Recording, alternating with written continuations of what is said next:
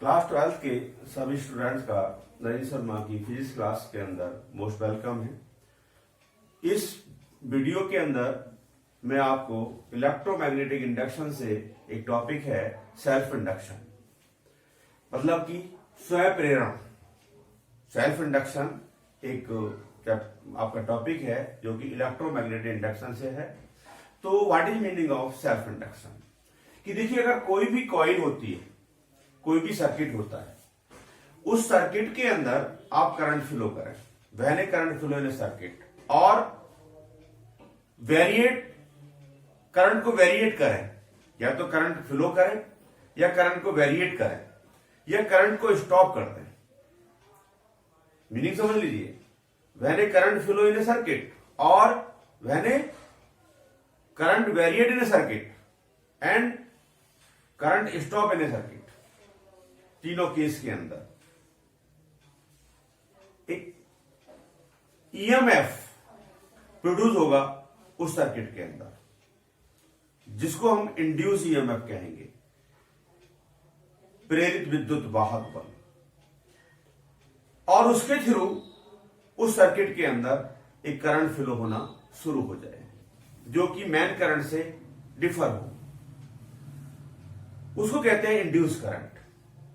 And this phenomenon of electromagnetic induction is called self-induction। स्वयं प्रेरण कहते हैं इस घटना को। क्या कहना चाहता है कि कोई भी सर्किट है, कोई भी कॉइल है, उसके अंदर आप करंट फ्लो कर रहे हैं। करंट फ्लो करने के बाद या तो करंट को फ्लो कर दें या एक साथ से करंट को वेरिएट कर दें या करंट को स्टॉप कर दें। तीनों केसेस के अंदर एक ईएमएफ सेटअप होगा सर्किट के अंदर और एक current flow, extra current flow जो कि इंड्यूस करंट होगी, वो फ्लो हो जाएगी। अब ये जो फिनोमेना होगा ये सेल्फ इंडक्शन कहलाता है। इलेक्ट्रोमैग्नेटिक इंडक्शन का ये जो फिनोमेना है, इसको हम सेल्फ इंडक्शन बोलते हैं, स्वयं प्रेरण बोलते हैं। ठीक है। अब जो हमारा इंड्यूस करंट प्रोड्यूस हो रही है, उसकी डायरेक्शन ऐसी होगी कि जो कि मेन करंट का वो अपोज करेगी ड्यू टू लेंज लॉ। आपको बता चुका हूं मैं कि डायरेक्शन ऑफ इंड्यूस करंट कैसी होगी, which oppose the main current, उसको मेन करंट का अपोज करना होगा। If the main current in increasing order, हम कह रहे हैं कि मेन करंट जो है आप उसको इंक्रीज कर रहे हैं, then the direction of induce current is just opposite to the direction of main current. जो आपकी मुख्य धारा है उसको आप इंक्रीज कर रहे हैं। अगर आप मुख्य धारा को इंक्रीज कर रहे हैं तो उसके अंदर जो इंड्यूस करंट प्रोड्यूस होगी सर्किट के अंदर, वो उसकी जो डायरेक्शन होगी वो कैसी होगी कि जो आपकी मेन करंट है उसका अपोज हो। तो अपोज कैसे होगा कि उसकी जो आपकी इंड्यूस करंट है उसकी डायरेक्शन जो होगी वो मेन करंट की डायरेक्शन के अपोजिट। अगर आपकी मेन करंट आप डिक्रीजिंग ऑर्डर में ले रहे हैं, आप मेन करंट को डिक्रीज कर रहे हैं सर्किट के अंदर, तो इंड्यूस करंट की डायरेक्शन जो होगी वो मेन करंट की डायरेक्शन की ही डायरेक्शन में होगी। Both are work in same direction, क्योंकि उसको क्या करना है, अपोज करना है। आप डिक्रीज कर रहे हैं ना मेन करंट को, तो मेन करंट को आपका इंड्यूस करंट जो है डिक्रीज नहीं होने देगी, उसको वो इंक्रीज करेगी। तो अब मीनिंग समझ में आ गया कि इंड्यूस करंट जो है वो अपोज करती है ऑलवेज आपका मेन करंट का। अगर मेन करंट को आप इंक्रीज कर रहे हैं तो मेन करंट इंक्रीज होगी, तो क्या हो, उसका अपोज कब होगा, जब इंड्यूस करंट उसके अपोजिट डायरेक्शन में फ्लो हो। और मेन करंट डिक्रीज कर रहे हैं आप, तो उसका अपोज कब होगा, कि जब आप इंड्यूस करंट जो है वो मेन करंट की ही डायरेक्शन में फ्लो हो। तो ये इलेक्ट्रोमैग्नेटिक इंडक्शन कहलाता है। रीजन क्या है इसका, ऐसा क्यों हुआ कि इंड्यूस करंट प्रोड्यूस हो गई? आपको बताया है कि कोई भी सर्किट होता है, उस सर्किट के अंदर जब करंट प्रोड्यूस करते हैं या करंट में वेरिएशन करते हैं या करंट को स्टॉप कर देते हैं, तो क्या होता है, magnetic flux link the circuit will be change. Circuit से बाउंडेड मैग्नेटिक फ्लक्स में चेंज होता है। मैग्नेटिक फील्ड लाइन जो पास आउट होंगी सर्किट से वो चेंज होंगी, और मैग्नेटिक फ्लक्स में जब चेंज होगा तो इंड्यूस ईएमएफ सेटअप होगा। इंड्यूस ईएमएफ सेटअप होगा ड्यू टू फैराडे लॉ। ठीक है, तो यहां पर हमने इलेक्ट्रोमैग्नेटिक जो सेल्फ इंडक्शन है उसको हमने आपको बताया है। तो सेल्फ इंडक्शन में क्या होगा कि अगर मैं कॉइल लेके चलता हूं, ये कॉइल है आपके पास में, इसके अंदर मैं करंट फ्लो करता हूं, इसके अंदर में देखिए करंट फ्लो करता हूं, ये करंट और ये आपका सेल है और ये की है आपकी। ठीक है, ये करंट फ्लो कर रहे हैं, ये आपका देखिए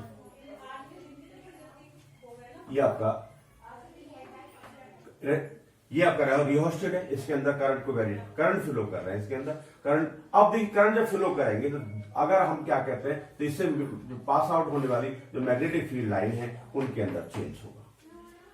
then magnetic flux linked with a circuit will be change, then induce EMF setup in the circuit. अब देखिए ये अगर ये वाली जो करंट है ये मैन करंट है, इस मैन करंट को मैं इंक्रीजिंग ऑर्डर में ले रहा हूं, ये मैन करंट इंक्रीज हो रही है, तो इसके अंदर जो इंड्यूस करंट आएगी, ये मैन करंट है, ये मैन करंट है। अब ये इंड्यूस करंट है, कौन सी करंट है? Induce current. अब कह रहा है कि मैन करंट इंक्रीज हो रही है, मैन करंट को आप इंक्रीज कर रहे हैं तो नंबर ऑफ फील्ड लाइन क्या होगा? देखिए नंबर ऑफ फील्ड लाइन में चेंज होगा, तो इंड्यूस करंट प्रोड्यूस होनी है, तो इंड्यूस करंट की जो डायरेक्शन होगी ना फ्लो की, मैन करंट की डायरेक्शन के अपोजिट होगी। अगर हम मैन करंट को, ये मैन करंट को डिक्रीजिंग ऑर्डर में लेंगे, अगर मैन करंट को डिक्रीजिंग ऑर्डर में लेंगे ड्यू टू रिहोस्टेट, ये रिहोस्टेट के थ्रू लेते हैं, ये की है आपका, रिहोस्टेट के थ्रू लेते हैं, तो रिहोस्टेट के थ्रू हम करंट को चेंज कर सकते हैं, कम कर सकते हैं, ज्यादा कर सकते हैं। अब करेंगे यहां इंक्रीजिंग में लिया, अब हम डिक्रीजिंग ऑर्डर में डिक्रीज करते चले जा रहे हैं, तो डिक्रीज कब करेंगे? तो मैन करंट और इंड्यूस करंट की डायरेक्शन दोनों सेम हो जाएगी, क्योंकि उसे इंड्यूस करंट क्या करती है? Always oppose the main current. That is clear. Then this phenomena is called a self inductance. अब देखिए एग्जाम्पल सेल्फ इंडक्शन का, प्रेरण भट्टी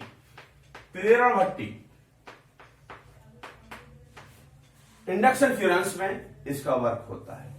प्रेरण भट्टी में जो वर्क होता है वो आप सेल्फ इंडक्शन के थ्रू होता है। ठीक है, अब self inductance of a coil, next topic self inductance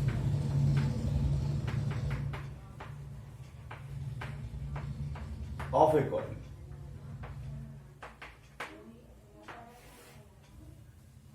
प्रेरकत्व, स्वयं प्रेरकत्व,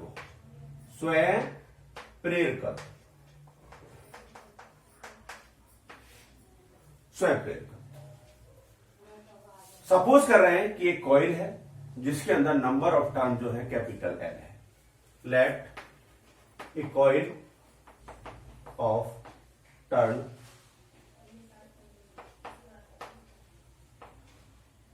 कैपिटल, सपोज कर रहा है कॉइल है, left turn and a carrying current, when current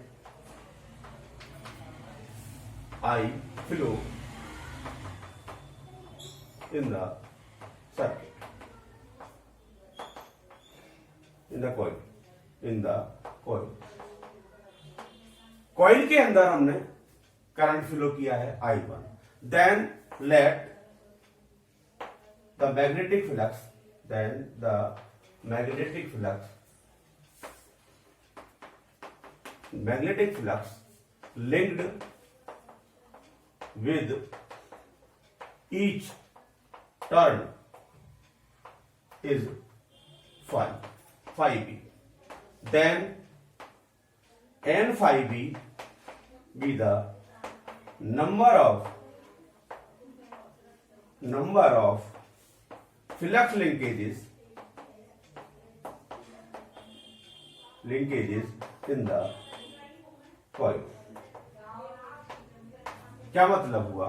एक हमने कॉइल लिया है, उस कॉइल के अंदर जो नंबर ऑफ टर्न है वो कैपिटल एन है, उसके अंदर हमने कॉइल के अंदर करंट आई फ्लो कर दिया है। तो करंट आई फ्लो किया है तो हमने लिया है कि जो हमारी टर्न है उसके हर ईच टर्न से जो बाउंडेड मैग्नेटिक फ्लक्स है वो क्या है? वो phi b है। देन n phi b है, number of flux linkages in the coil. N5B flux linkages होता है जिसकी जो यूनिट होती है वो वेबर टर्न होती है, N5B।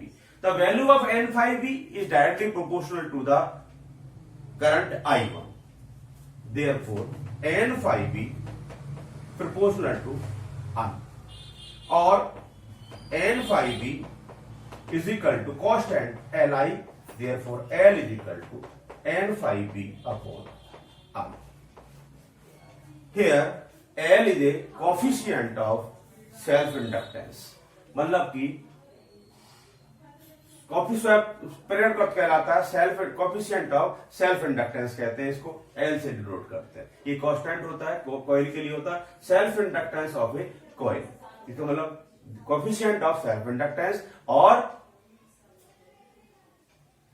सेल्फ इंडक्टेंस के only. Due to Faraday law, let the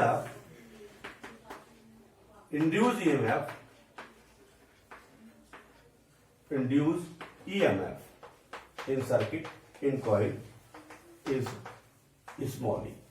Then by Faraday law, Faraday first law of electromagnetic induction,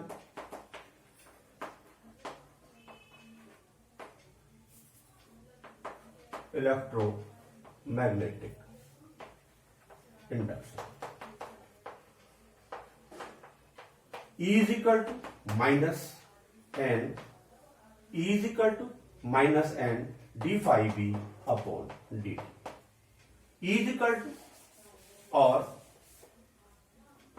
E is equal to minus d upon dt n phi b, but n phi b is equal to Li, therefore E is equal to minus L di over dt, और L is equal to E upon di over dt, numerical value, यहां पर numerical value ले ली,